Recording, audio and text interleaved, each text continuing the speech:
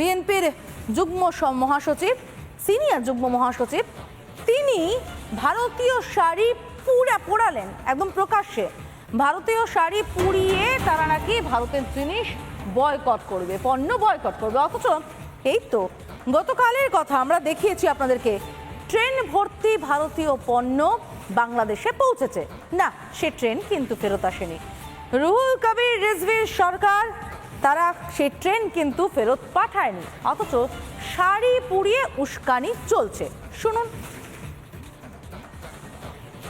তাদের দেশের স্বাধীনতা পতাকাকে আমরা সম্মান করব, আমরা ওদের পণ্য বর্জন করব। বন্ধুরা আমার, আমরা টাঙ্গাইলের শাড়ি পরব, আমরা রাজশাহী সিল্ক পরব, আমরা কুমিল্লার খপ্পর পরব। বাংলাদেশের হিন্দুদের ওপর অত্যাচার, হামলা, তারপরও কিন্তু ভারত বন্ধুত্বের হাতটাই বাড়িয়ে দিয়েছে। পণ্যবাহী ট্রেন দেখতে পাচ্ছেন, গতকাল আমরা দেখিয়েছি এই ছবি, ভারত পাঠিয়েছে উপহার হিসেবে বাংলাদেশের এই ভয়ঙ্কর পরিস্থিতিতে।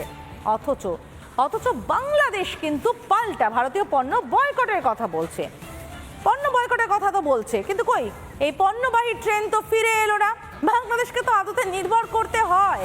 এভাবে স্ট্রিট কর্নারে বলা সম্ভব, ট্রোল করা সম্ভব, কিন্তু পণ্যে নির্ভর করতে হয় কতটা দেখুন, তার হিসেব দেখাবো। ভারত থেকে চাল রপ্তানি হয় বাংলাদেশে, আর কি রপ্তানি হয়? গমের উপর নির্ভরশীল বাংলাদেশ। আলু পেতে ভারত ভরসা, ভারত থেকে শস্য যায়। মশলা পেতেও ভারত ভরসা, চিনিতে ভারতের উপর নির্ভরশীল বাংলাদেশ। জলেও ভারত ছাড়া অসহায় বাংলাদেশ। ভারত থেকে ওষুধ যায় আর ভারতে আসেন ওরা চিকিৎসা করাতে। বিদ্যুৎ পেতে ভারতই ভরসা। বৈদ্যুতিক সরঞ্জাম রপ্তানি হয় এই ভারত থেকেই। লোহা পেতে ভরসা ভারত। ভারত থেকে প্লাস্টিকও রপ্তানি হয়। গাড়ি লরি পেতেও ভরসা সেই ভারত। অর্থাৎ ভারতের উপর ভয়ঙ্কর রকম নির্ভরশীল। কাপড় তৈরির কাঁচামাল তাও যায় এই ভারত থেকেই।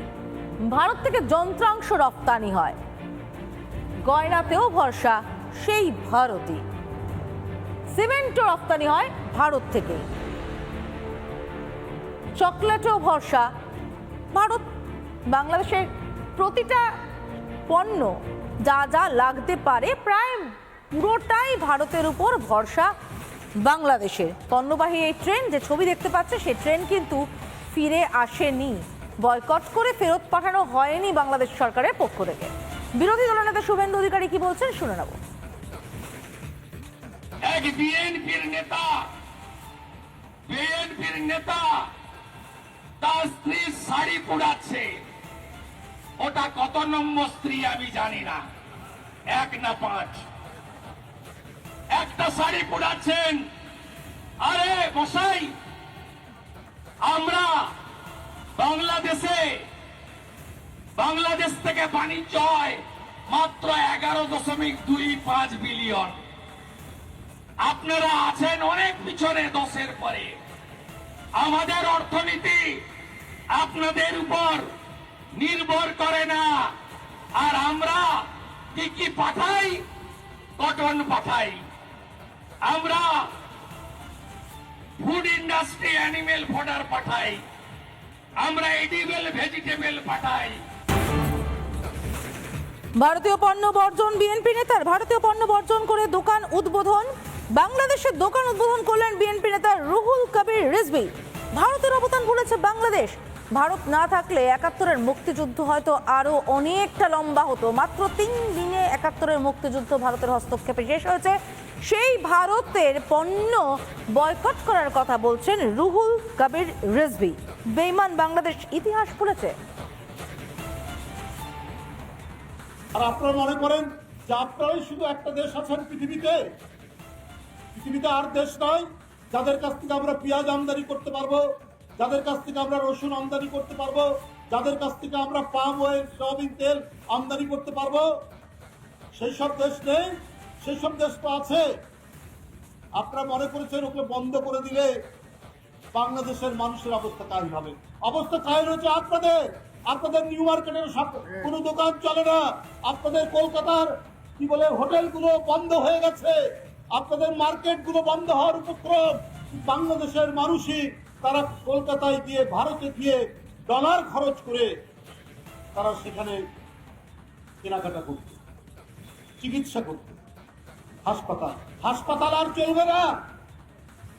বাংলাদেশের মানুষ ডলার খরচ করে সেখানে চিকিৎসা করাবে, আর হয়তো একটু ট্যুরিজম হলো। আপনারা বন্ধ করে দিয়ে মনে করেছেন বাংলাদেশের মানুষ বোধহয় এতে অস্থির হয়ে যাবে। বাংলাদেশের মানুষ আনন্দিত। আপনাদের চাইতে বাংলাদেশ যে একটি দেশ, এই দেশের আয়তন এবং লোক সংখ্যা অনুযায়ী আমাদের অনেক মেডিকেল কলেজ আছে, আমাদের অনেক হাসপাতাল আছে। আমরা বাংলাদেশি পণ্য আমরা কিনে হব ধন্য। নিজেদের উৎপাদিত, এই যেখানে অনেক শ্রমিক দাঁড়িয়ে আছেন, তারা যে শ্রম দিয়ে উৎপাদন করে, আমাদের ব্যবসায়ী, আমাদের যে সমস্ত কাপড়ের দোকান, আমাদের যে সমস্ত পণ্যের দোকান, টুথপেস্ট, টুথব্রাশ, সাবান, তারপরে নারিকেল তেল, সরিষার তেল, আমাদের দেশের ব্যবসায়ীরা, আমাদের দেশের মিল মালিকরা যেটা উৎপাদন করে আমরা সেটাই ব্যবহার করব, সেটাই বিক্রি করব।